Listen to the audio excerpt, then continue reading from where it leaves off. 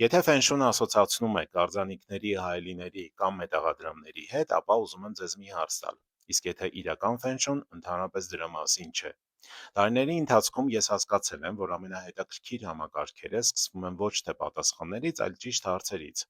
Ֆենշունն էլ այդպիսին է։ Այն առաջին հերթին փորձում է հասկանալ, ինչպես է տարածքն ազդում մարդու կյանքի վրա, ինչպես է տունն ազդում մեր առօրյայի վրա, ինչպես է աշխատավայրը նպաստում կամ խանգարում կենտրոնանալուն։ Սրանք այն հարցերն էին, որոնք ինձ հետաքրքրեցին շատ ավելի, քան որևէ խորհրդանիշ կամ առարկա։ Եվ որքան ավելի է ուսումնասիրում, այնքան ավելի է հասկանում, որ խոսքը ոչ թե հավատալիքների, այլ օրինաչափությունների մասին է։ Հենց դրա համար էլ ես այսօր ֆենշուին նայում եմ ոչ թե որպես ինտերիերի ձևավորման, այլ որպես միջավայրի ազդեցությունն ուսումնասիրող համակարգի։ Իմ աշխատանքի ընթացքում ես միշտ սկսում եմ մեկ հարցից. ի՞նչն է ազդում մարդու որոշումների վրա։